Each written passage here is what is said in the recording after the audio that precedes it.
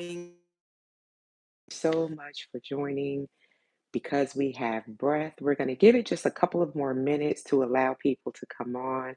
But I definitely wanted to pop in just a couple of minutes before to let you know we are here. We are going live. We will be no more than about 30 minutes.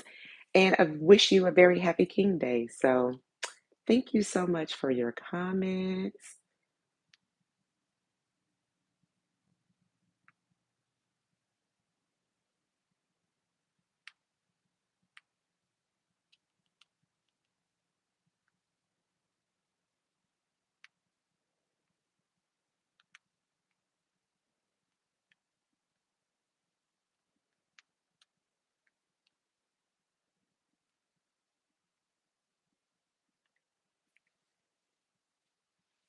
Hey, Natalie. Hello, hello. Hey, my Dee Dee. Hello, Inez. Good morning. Very good to see all of you all. I have a poll going right now, so if you are wanting to participate in that, it's 10:59. Do let me know. Want to see how you all are doing, and if you happen to be watching this by replay, you're more than welcome to DM me on at one Erica Savage on Instagram.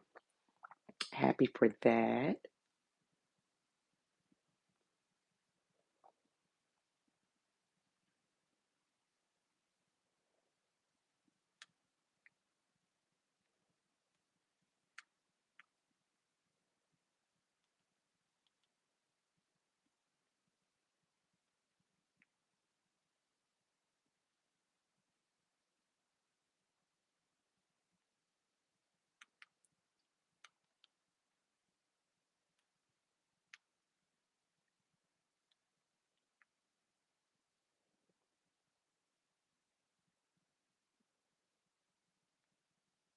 Okay.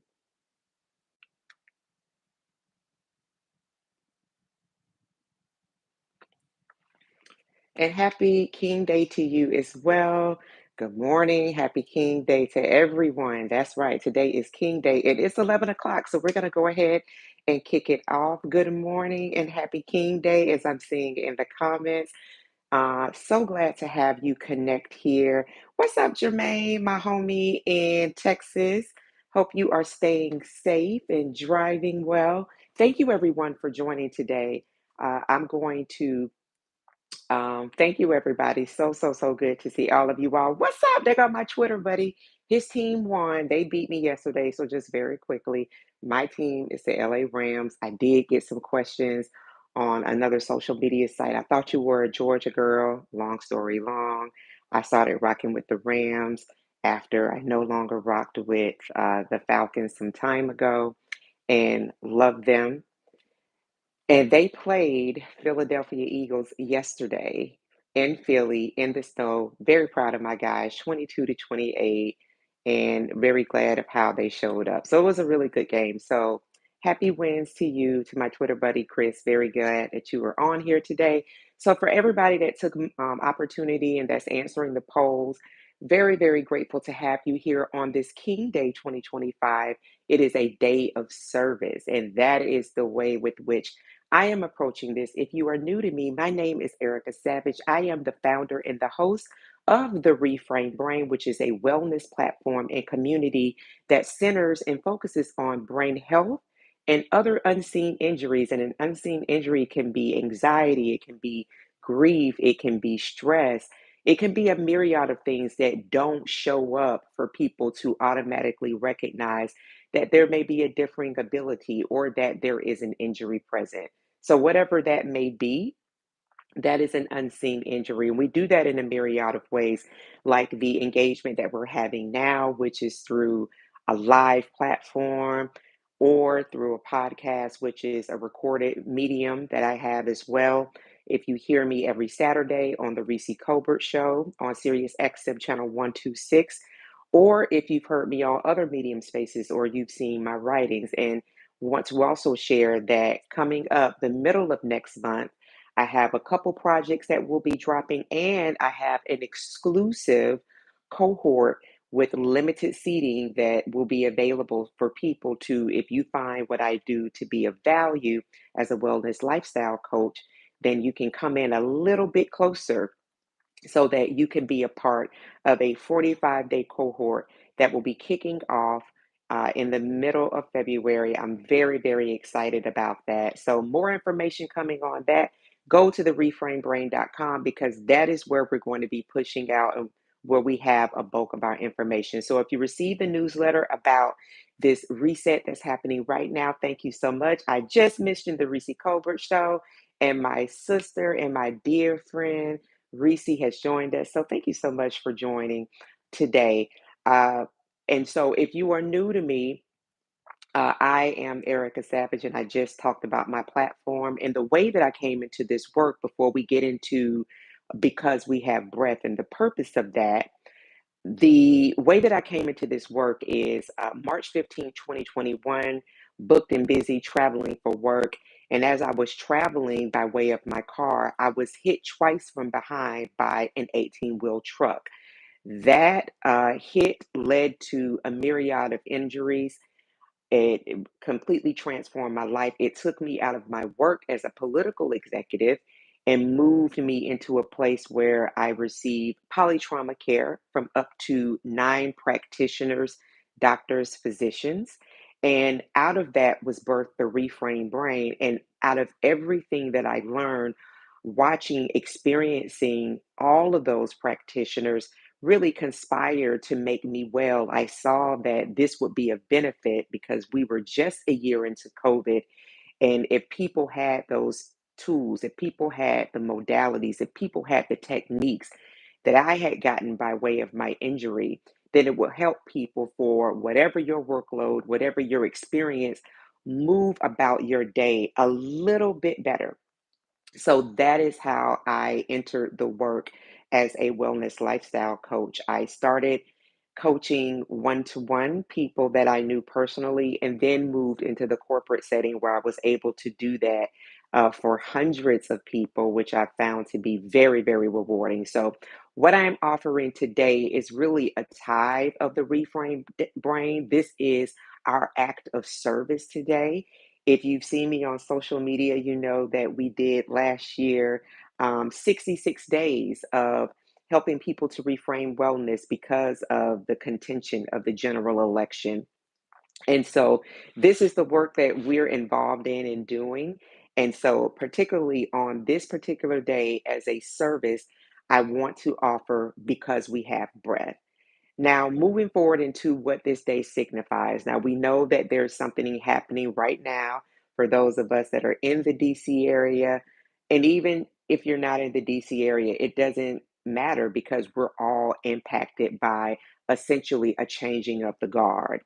I was in politics for many, many years, having worked local, state, and congressional campaigns, and then going on to be a political executive and then do international work. So, have a little bit of insider knowledge about how the sausage is made, proverbially. What I do want to share is that because we actually have gone through this experience before, but entering it in a much, much different way, what I have been able to observe is that there is some levels of restlessness. There is a little bit of anxiety. There is some stress, and it may show up in different ways. Maybe overeating, maybe under eating, maybe not sleeping as well as night, maybe being a little bit more short tempered, or maybe responding differently than we would rather respond. And all of these things are a symptom of our body telling us something's not right, something's not right. So I wanted to bring us back to the very principle, the most basic thing that we all have in common, which is our breath. And because we have breath, what we are able to do is recognize that even in this moment, even in the changing of the guard, even in the most undesirable of turnouts, that we still do have breath in our body. And what that's called is not only acknowledgement that is also a practice of gratitude. So if you receive the Reframe Brains newsletter today, if you didn't receive it, you can go to the reframebrain.com, sign up, because we're going to be very strategic in the way that we engage for this year, 2025. But you saw that in that newsletter that we talked about what we're going to be doing in this brief time that we have together is helping you to center around your brain, your breath, and your body. And those three things are critically important, specifically because there's a lot of noise that's happening. So we want to be able to quiet and reset our focus, and that's in terms of our brain. We just practiced something that was resetting in and of itself. The breath. The breath is the common piece that we all share in common.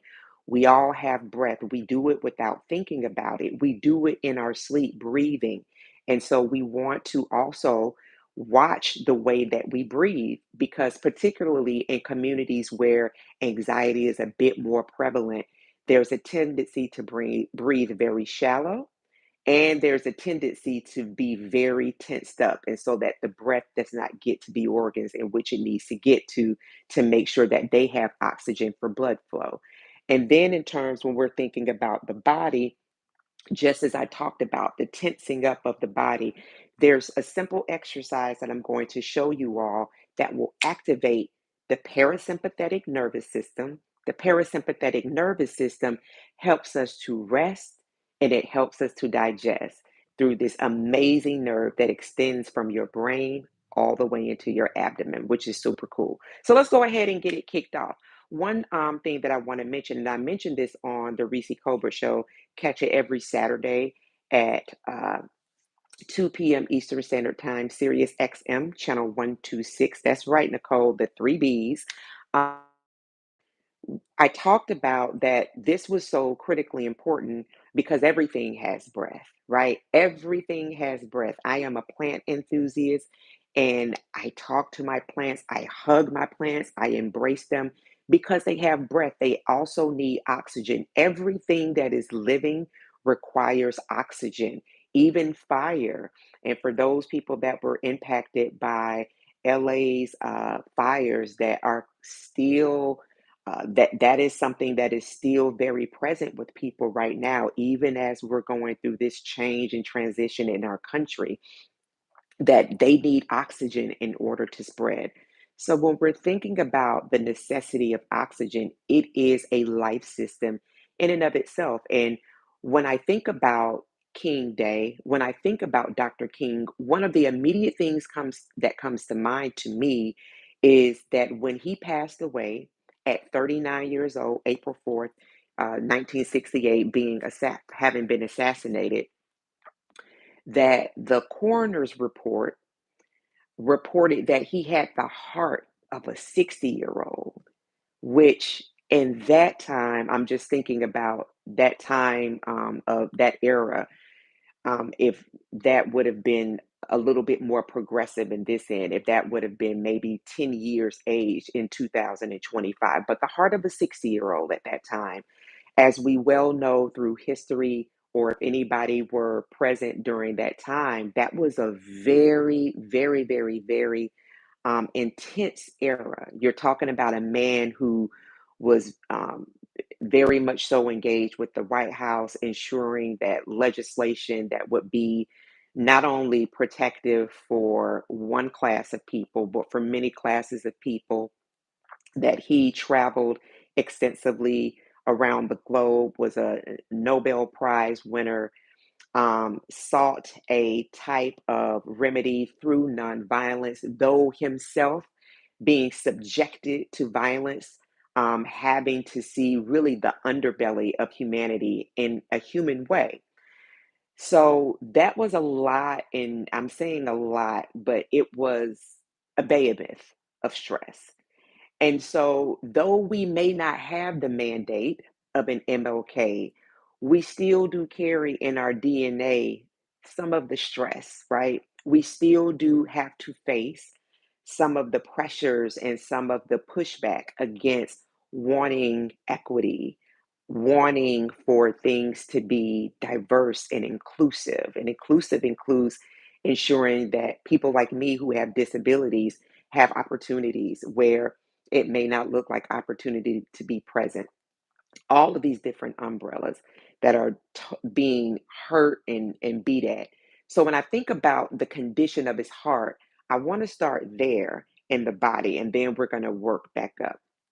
So in the body, thinking about the heart, did you know since 1921 what the number one cause of death is in the United States? And I'm going to take a pause here and just say hello to Kimberly Bailey. Hey, Stacy. Hey, Dive and Diva. Hello, Loretta. Hey, everybody that has joined. So appreciate you being on today. And the question is, do you know what the number one cause of death in the United States has been since 1921? That is 104 years. That is a lot of history within the United States, and thinking about the world wars and thinking about the Great Depression and thinking about the Civil Rights era. Boom, I'll let you know. It is heart disease. Heart disease. Yes, yes, God is in control. Jesus, Jesus, Jesus. Hallelujah. Amen. That is the name. Absolutely. You right. Heart disease, right? And EPing, absolutely. It's really a collection of all of those different diseases of the heart. So it can be absolutely. So all of these different tenets, heart disease, right? Heart disease. And underneath it, unfortunately, there are a many collection of stressors that fall underneath there, but it is absolutely heart disease. So when we're thinking about heart disease, going back to Dr. King's heart at the time of his death, going back to even thinking about our own, it has a lot to do, of course, with not a lot, but it does have, there are many, many tenets of it. And it's food, which I would just like to say it's nutrition, it's also exercise, but it's also in the stressors that we carry. So, in what we're doing, because we have breath, I want to make sure that we're very aware of that. And then also understanding that a way to actually ensure that the condition of our heart is in a place where we are as well as we could possibly be is by number one, we have a doctor or practitioner to please go to that doctor or practitioner at least annually to have labs and to have your physical done. That doesn't go away just because we're out of school. That's something that we should be doing annually. If you don't have a doctor or physician, if you're able to get maybe some type of connection through your health clinic, through a program, state funded program, local programming that will allow you to be able to see a doctor. Those often do pop up at least several times throughout the year. Please, please do that. Have lab works when the labs are done to reconnect with that physician, with your PA, so you can get a readout of what those labs are, but to find out the condition of your heart, to make sure that at least for 20 minutes a day that we're actually outside with sunscreen on, even if it's the wintertime, and getting connected with nature, being in nature, getting fresh air. And then also making sure that we are drinking water. That helps with our brain. It also helps with our heart. But the heart and our organs need to get enough oxygen so that the blood flow, the blood pumping of the heart can be exactly what it needs to be. Okay. So the way that that works as we move from the body into the breath, because we're working up, um, as we move into the breath, that's going to be being very cognizant of the way that we breathe. And heart disease is number one in the United States. That's regardless of gender, that's regardless of ethnic group, regardless of race. There are, you know, groups that it impacts doubly, it impacts more, but it is number one for 104 years specifically to all since 1921. So when terms now when we're thinking about the breath, because we do need oxygen flowing into the heart, flowing to the heart, making sure that it's pumping the way that it should plump, that um, we have a good heart rate, is then how do we breathe? Okay, how do we breathe? And I practice this, and I want to submit to all of us to allow this to be something that we also practice as well. And this is also to help with us going to sleep. Everybody's circadian rhythm, meaning that inner clock in your body, is different. My circadian rhythm starts pinging like at 10:30, like, hello, ma'am, we're about to go to sleep. I hope everything is done. Boom. Some people's circadian rhythm may not ping until midnight, or maybe until later hours in the morning. Your body will tell you when it's time to go to bed. We then have to respond in kind by ensuring that we have no hardware in the bed with us, that we are actually primed for bed. So, in terms of the breath, one of the things that I practice before I go to sleep and when I wake up in the morning is I meditate, but I practice breath work. I have a breath work framework that is called the Erica Savage Reset breath, that we inhale very deeply for 6 seconds, we hold it for 4 seconds, and then we exhale slowly for 6 seconds. That breath that we're taking in slowly for 6 seconds is through the nose. You hold it, and then breathing out very slowly through the mouth.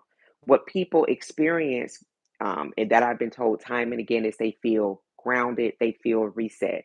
So we'll do it very quickly here, right? Even though it's a slow breath work. So if you feel comfortable, you can have your eyes open or closed, but I'm just going to walk us through it: in through the nose, hold for 4 seconds, out through the mouth. Okay. So we're going to breathe in very slowly for 6 seconds.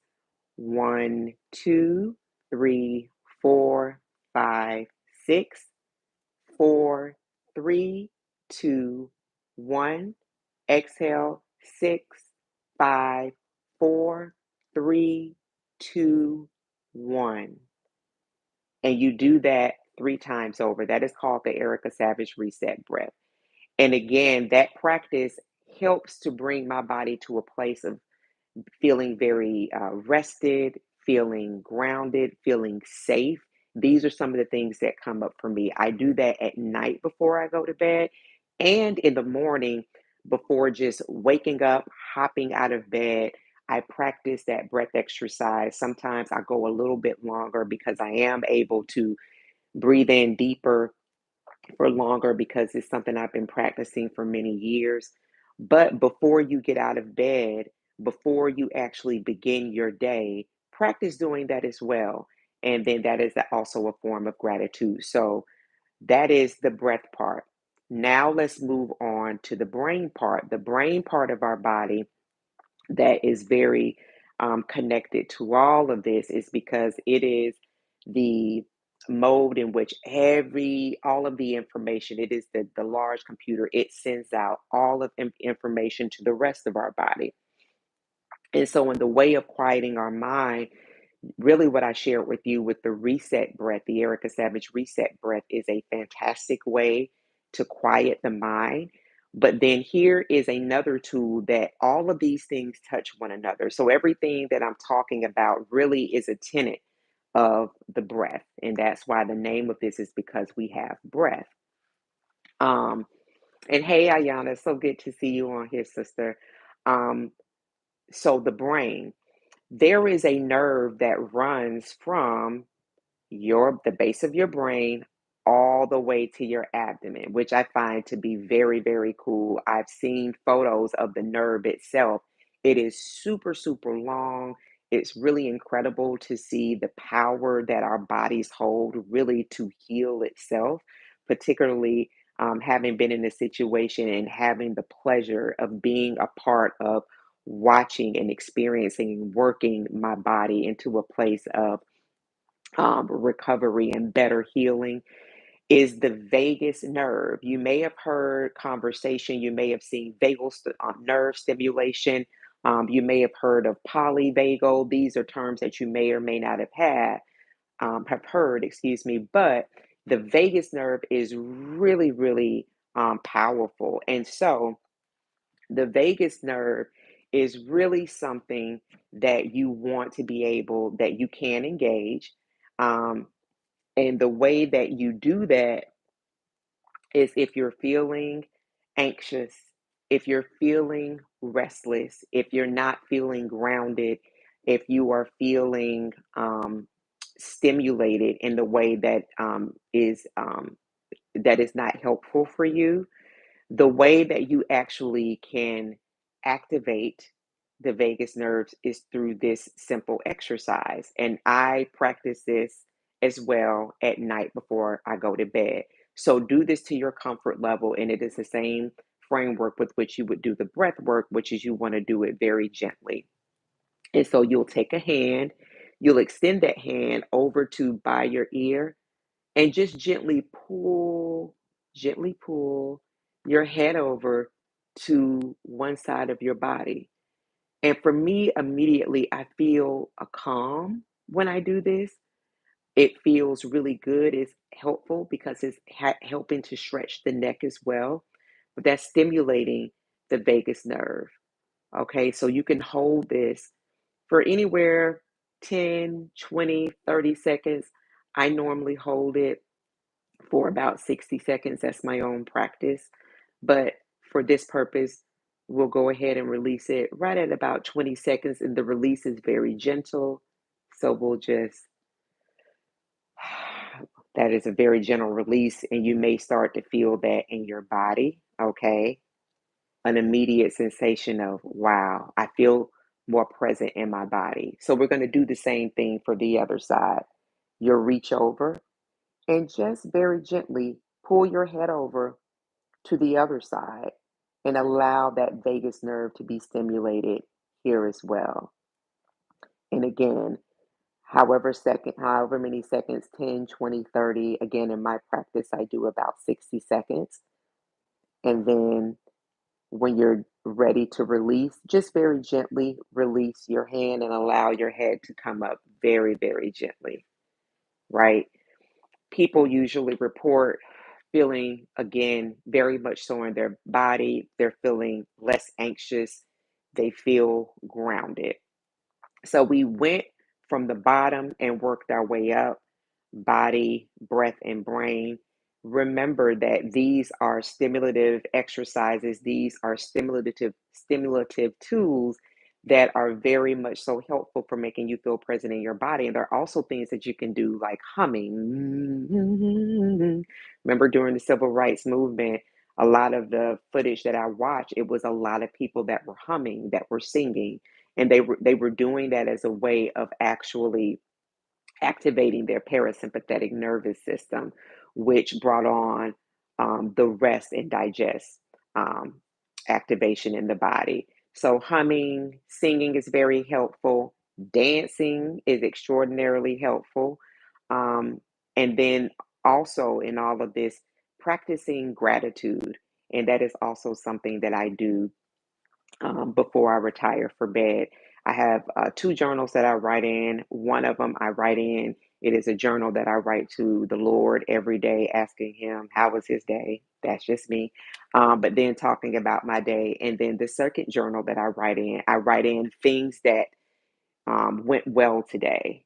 And I write down everything that went well today. And then I write on the back of that how I embraced myself that day. So those are really, really practices of gratitude. They're practices of releasing stress. And I hope that it is helpful to you. Inez, thank you for saying that. And this again, if this is not something that is helpful for your own health, be very, very careful with those. So she mentioned that she passes out due to these type of exercises. So as with anything, if you're going to go walking, make sure you use sunscreen. Make sure that people know where you are. If you feel safe in that, be in a place where you feel safe walking.